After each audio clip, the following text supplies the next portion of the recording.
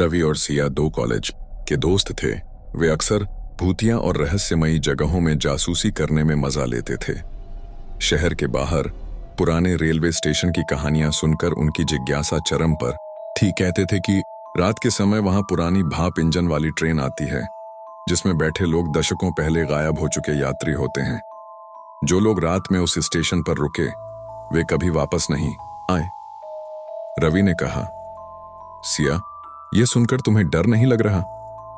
सिया ने हल्की हंसी के साथ कहा, डरना तो मजेदार है और कैमरा भी है, हम रिकॉर्ड करेंगे। उन्होंने अपने बैग में टॉर्च, कैमरा, ताबीज और कुछ धार्मिक मंत्र की किताब रखी। रात का समय करीब 12 बजा था और प्लेटफॉर्म सुनसान और ठंडी हवा से भर गया था। जैसे ही वे प्लेटफॉर्म की ओर बढ़े, उन्हें लगा कि हवा स्थिर है, कोई आवाज नहीं।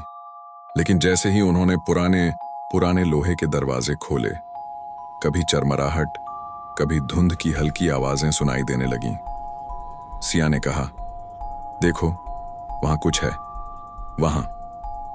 रवि ने टॉर्च की रोशनी वहां घुमाई और देखा, धुंध के बीच से ट्रेन की परछाई उभर रही थी।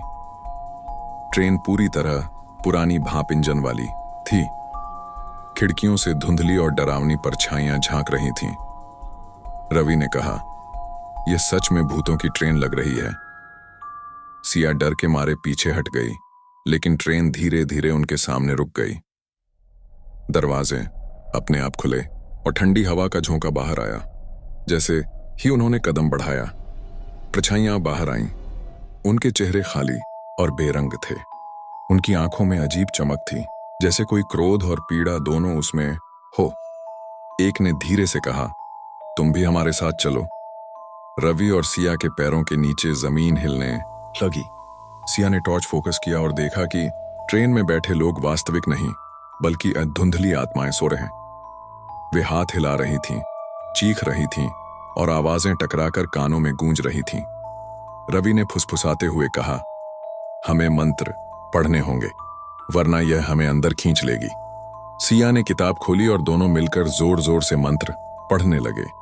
जैसे ही मंत्रों की आवाज फैलती, ट्रेन में बैठे लोग झपटने लगे। अंधेरा घना हो गया। रवि ने देखा कि प्लेटफॉर्म पर छोटे लाल और सफेद परछाई के हाथ बाहर निकल रहे हैं। वे जैसे जमीन में घुसकर या हवा में तैरते हुए उनके चारों ओर घूम रहे थे। सिया चिल्लाई, मुझे पकड़ो! रवि ने उसका हाथ पकड़ लिया। ट्रेन धीरे धीरे उनके पास आई। चारों ओर धुआं फैल गया। एक क्षण के लिए ऐसा लगा कि उन्हें खींच लिया जाएगा, लेकिन मंत्रों की शक्ति से कुछ पल के लिए ट्रेन पीछे हट गई। सिया ने देखा कि प्लेटफॉर्म पर पुरानी जंजीरें खुद अब खुद हिल रही हैं, जैसे कोई अदृश्य शक्ति उन्हें उड़ा रही हो। रवि ने हिम्मत करके कैमरा चालू किया। ट्रेन की खिड़कियों में बैठी परछाइयां कैमरे में साफ दिख रही थीं। उनमें कुछ बच्चे थे, जिनकी चीखें बहुत डरावनी थीं। कुछ बूढ़े लोग भी थे, जिनकी आंखों में खालीपन और क्रोध दोनों झलक रहा था। जैसे ही रात बढ़ी, हवा इतनी तेज हो गई कि टॉर्च की रोशनी लगातार बुझ रही थी। सिया और रवि के हाथों से टॉर्च गिर गई। अचानक प्लेटफॉर्म के एक कोने में और सफेद साड़ी वाली महिला की परछाई उभर गई। उसकी आग जैसी आंखें चारों ओर चमक रही थीं। उसने गर्जना की, तुमने मेरी नींद क्यों तोड़ी? अब तुम मेरी बलि हो। रवि और सिया डर के मारे एक दूसरे को पकड़कर खड़े हो गए। परछाई उनके चारों ओर तेजी से घूम रही थी। दीवारों और ट्रेन की खिड़कियों से हाथ बाहर निकलकर उनका पीछा कर रहे थे। सिया चिल्लाई, हमें बाहर निकलना होगा। लेकिन प्लेटफॉर्म लगातार बदल रहा था। हर मोड़ पर नई परछाइयां उभर रही थीं। रवि ने अंतिम मंत्र पढ़ना शुरू किया। धुआं फैल गया, हवा तेज हुई और सफेद साड़ी वाली परछाई झपटी। करण ने पहले वाले अनुभव से सीखा और ताबीज प्लेटफॉर्म के पुराने कुएं में फेंका। परछाई चीखती हुई धुएं में घुल गई। कुछ मिनट के लिए सब शांत हो गया, लेकिन बाहर निकलते समय दोनों ने देखा कि प्लेटफॉर्म का प्रवेश द्वार गायब था। वे अंधेरे में फंस गए। सिर पर भाप इंजन वाली ट्रेन का स्वर, चारों ओर चीखें और फुसफुसाहटें गूंज रही थीं। रात के अगले घंटे उन्होंने महसूस किया कि ट्रेन और परछाइयां सिर्फ उनकी आंखों में नहीं, बल्कि मन में भी घुस रही थीं। रवि ने कैमरा उठाया और देखा, ट्रेन की खिड़कियों में पुरानी वही लोग जो दशकों पहले गायब हुए थे उन्हें देख रहे थे और धीरे धीरे हाथ आगे बढ़ा रहे थे। सुबह होने तक वे दोनों थककर प्लेटफॉर्म के किनारे खड़े थे। आसपास सुनसान लेकिन अब भी अजीब लाल रोशनी झलक रही थी। उन्होंने महसूस किया कि भी पूरी तरह सुरक्षित नहीं है। रात की ट्रेन और परछाइयां अब भी उन्हें पीछा कर रही हैं। गांव वाले अब भी उस रास्ते से नहीं गुजरते।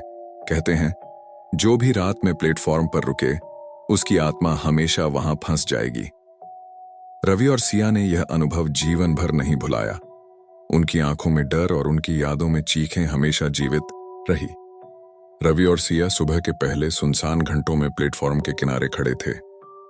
अंधेरा अभी भी घना था और ट्रेन की भाप का हल्का स्वर हवा में गूंज रहा था। वे दोनों थके और डर के मारे कांप रहे थे, लेकिन जानते थे कि अब पीछे हटने का कोई रास्ता नहीं। जैसे ही सूरज की पहली किरण झील की तरह फैली, स्टेशन की हवा अचानक ठंडी और स्थिर हो गई। परछाइयां गायब थीं, लेकिन अब उनकी यादें अभी भी उनके मन में जीवित थीं। रवि ने कैमरा देखा। धुंधली परछाइयां और सफेद साड़ी वाली डायन का चेहरा हर फ्रेम में कैद था। सिया ने कहा, शायद हम बच गए हैं, पर यह डर हमेशा हमारे साथ रहेगा। रवि ने सिर हिलाते हुए कहा, हाँ, यह केवल पहली जीत है। स्टेशन की आत्माएं अब भी वहां हैं और रात आते ही उनकी चीखें फिर सुनाई देंगी। वे धीरे धीरे गांव लौटे। रास्ते में उन्हें लगा कि हर पेड़, हर छाया, हर हवा का झोंका उन्हें देख रहा है। गांव के लोग उन्हें देखकर डर गए, क्योंकि उनकी आंखों में वही खालीपन और डर था जो प्लेटफॉर्म पर देखा गया था। कुछ दिन बाद उन्होंने महसूस किया कि उनकी रात की यादें वास्तविक से भी अधिक डरावनी हो गई हैं। हर रात नींद में ट्रेन की सीटी, पायल की छनक और फुसफुसाहटें सुनाई देती थीं। सिया ने कहा, रवि, क्या हमें यह सब किसी को बताना चाहिए? रवि ने चुपचाप सिर हिलाया। किसी को मत बताओ। जो भी इस रहस्य को जान लेगा उसे भी यह भटकाव मिल सकता है। एक रात रवि और सिया ने देखा कि उनके घर के बाहर छायाएं घूम रही हैं। वे दरवाजे पर खड़े थे, पर वे ठोस नहीं थे, केवल अजीब धुंध की परछाइयां। सिया ने जोर से कहा, वे हमारे पीछे हैं। रवि ने मंत्रों की किताब खोली और जोर से पढ़ने लगा। परछाइयां धीरे धीरे गायब हो गईं, लेकिन उनका डर कम नहीं हुआ। समय बीतता गया, लेकिन प्लेटफॉर्म की रात की घटनाएं उनके जीवन में हर रोज के हिस्से बन गईं। उनकी दोस्ती और साहस केवल जीवन बचाने के लिए नहीं था, बल्कि उनकी आत्माओं को याद दिलाने वाला भूतिया अनुभव बन गया था। गांव वाले अब भी उस पुराने स्टेशन से दूर रहते हैं। कहते हैं, जो रात में प्लेटफॉर्म पर गया उसकी आत्मा हमेशा वहां फंस जाती है। रवि और सिया जानते थे कि यह केवल शुरुआत थी। हर रात प्लेटफॉर्म से आने वाली चीखें, पायल की छनक और धुंधली परछाइयां उन्हें याद दिलाती हैं कि भूतिया स्टेशन कभी पूरी तरह शांत नहीं होगा। अंत में रवि और सिया ने यह समझ लिया कि कुछ रहस्य केवल अनुभव किए जाते हैं और कभी-कभी उन्हें जीवन भर साथ लेकर चलना पड़ता है। रेलवे स्टेशन की भूतिया रात अब उनके जीवन का हिस्सा बन गई थी। अंधेरा, चीखें और परछाइयां हमेशा उनके पीछे रहेंगी, और जो भी साहसी रात में उस प्लेटफॉर्म पर जाएगा उसकी आत्मा शायद कभी लौटकर नहीं आएगी।